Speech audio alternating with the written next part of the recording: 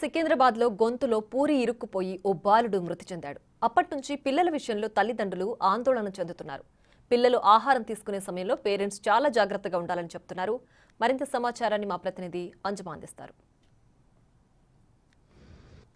చిన్నపిల్లలకి ఎటువంటి ఆహారం పెట్టాలి అనేదే కాదు, వారు తింటున్న సమయంలో ఎటువంటి జాగ్రత్తలు తీసుకోవాలి అనేది కూడా ముఖ్యమే. ఇందుకు ప్రత్యక్ష ఉదాహరణే ఇటీవల జరిగినటువంటి సంఘటన. సికింద్రాబాద్లో 12 ఏళ్ల పిల్లాడు 2-3 పూరీలను ఒకేసారి తినడము, అది గొంతులో అడ్డుపడటం వల్ల ఊపిరాడక చనిపోయాడు.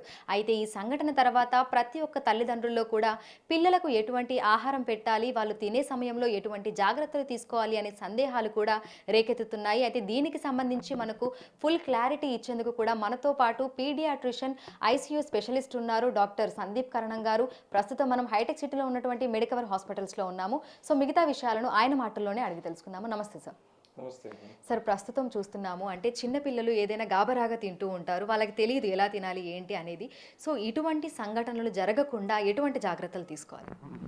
సో ఫుడ్ పార్టికల్స్ ఏదైనా కానీ మన గాలి తీసుకునే విండ్ పైప్, ఎయిర్వే అనేసి అంటాం కదా, దాంట్లోకి వెళ్ళేసి కంప్లీట్గా అబ్స్ట్రక్ట్ చేసాయనుకోండి, దాన్ని మనము choking episode are foreign body inhalation episode అనేసి అంటాం అన్నమాట. ఓకే, సో ఈ చోకింగ్ ఎప్పుడైతే ఈ ఫుడ్ పార్టికల్ మన విండ్ పైప్ని అబ్స్ట్రక్ట్ చేసిందో మనకు ఆక్సిజన్ అన్నది లంగ్స్కి అందదు, అండ్ దేర్బై మనకు బ్రెయిన్కి కూడా ఆక్సిజన్ అన్నది సప్లై అయిపోతుంది అనమాట. సో ఎప్పుడైతే బ్రెయిన్కి more than 4 minutes oxygen supply అయిపోతుందో వాళ్ళు serious situation, they lose consciousness పోయి వాళ్ళు డెత్ అయ్యే ఛాన్సెస్ కూడా ఉంటుందన్నమాట. సో దీన్ని చోకింగ్ ఎపిసోడ్ అనేసి అంటాం. సో మనం మెయిన్గా ఈ చోకింగ్ ఎపిసోడ్స్ని ప్రివెంట్ చేయడానికి మనం తీసుకోవాల్సిన జాగ్రత్తలు ఏంటి అనేసి అంటే, ఫస్ట్గా food preparation part. Food prepare చేసేటప్పుడు పిల్లలకి ఏవి కూడా హార్డ్ ఐటమ్స్ ఏవి కూడా డైరెక్ట్గా ఇవ్వకూడదు అనమాట. సో వాటిని ప్రాపర్గా కుక్ చేయాలి, and they should be soft ఉన్నప్పుడు వాళ్ళకి సర్వ్ చేయాలన్నమాట. అలాగే ఫుడ్ ఐటమ్స్ని స్మాల్ పీసెస్లో కట్ చేసేసి వాళ్ళకి ఆఫర్ చేయాలి. సో నార్మల్గా అంటే అనుకోకుండా ఏదైతే మొన్న పిల్లాడికి అది జరిగిందో, సో అనుకోకుండా గొంతులో ఇరుక్కుపోయినప్పుడు అప్పటికప్పుడు మనం చేయాల్సినటువంటి పనులు ఏమైనా ఉంటాయా?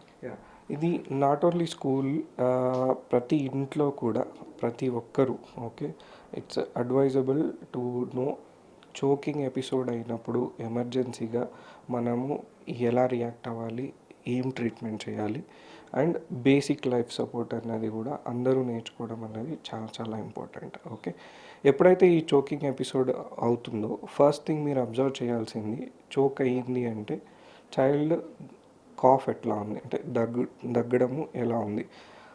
కాఫ్ అన్నది బాగుంది అంటే ప్రాపర్గా దగ్గుతున్నారు, అండ్ దగ్గి ముందు నీట్గా బ్రీత్ తీసుకుంటున్నారు అంటే that is a effective cough.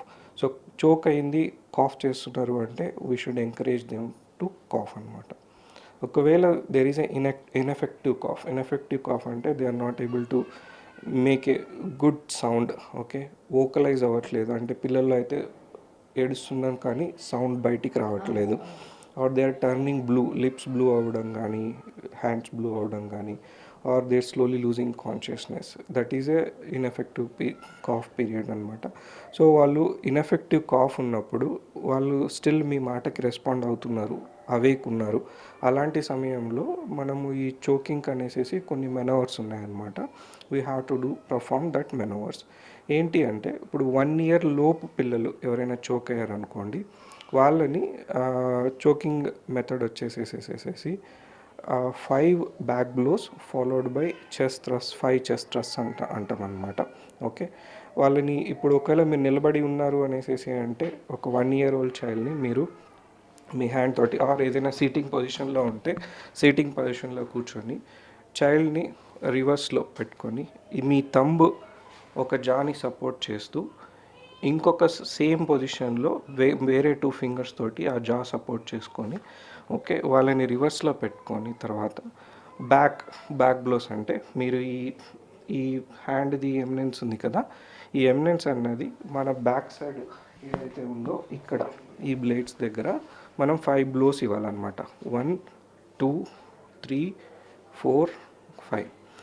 ఇది ఎప్పటి వరకు ఆ ఏదైతే పార్టికల్ ఇరుక్కునిందో అది బయటకు వచ్చేసేంత వరకు అనమాట. ఒకవేళ 5 బ్యాక్ బ్లోస్ ఇచ్చిన తర్వాత కూడా అది పార్టికల్ బయటికి రాలేదు అనేసేసి అంటే వాళ్ళని మళ్ళీ రివర్స్ చేసుకొని 5 చెస్ట్ థ్రస్ట్ అనమాట. చెస్ట్ థ్రస్ట్ అనేసేసి అంటే ఈ చెస్ట్ పార్ట్లో ఏదైతే ఉందో మనకి ఈ ఎండ్ దగ్గర మనకి ఇక్కడ బోని ప్రామినెన్స్ తెలుస్తుంది కదా, దాని నుంచి ఒక ఫింగర్ బ్రెడ్ పైనకి వెళ్ళి ఈ ఫింగర్స్ తోటి 5 పుషెస్ ఇస్తామన్నమాట.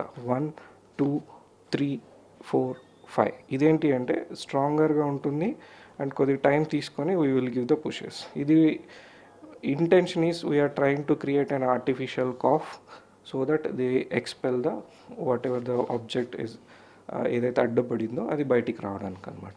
సో విన్నారు కదా, చిన్నపిల్లలు ఆహారం తీసుకునే సమయంలో వాళ్ళు ఎట్లాంటి జాగ్రత్తలు తీసుకోవాలి ఏంటి అనేది ఎంతో చక్కగా అయితే వివరించారు. అంటే వాళ్ళకి మనము ఎట్లాంటి ఫుడ్ ఐటమ్స్ ఇస్తున్నాము, వాళ్ళు తినేటప్పుడు ఎట్లాంటి జాగ్రత్తలు తీసుకోవాలి, ఒకవేళ పొరపాటున వారు తింటున్నప్పుడు కనుక వారికి లోపల ఇరుక్కుపోయినట్లయితే 1 year లోపు పిల్లలకైతే ఏ విధంగా ట్రీట్మెంట్ ఇవ్వాలి, అంటే తక్షణం అప్పటికప్పుడు 1 year పైబడిన వారికి ఏ విధంగా ట్రీట్మెంట్ ఇవ్వాలి అనేది కూడా ఎంతో చక్కగా అయితే మనకు వివరించారు. సో ప్రతి ఒక్క పేరెంట్ కూడా దీన్ని ఫాలో అవ్వాల్సినటువంటి అవసరం ఎంతైనా ఉంది. ఇప్పుడు జర్నలిస్ట్ చైతన్యతో అంజుమ, బిగ్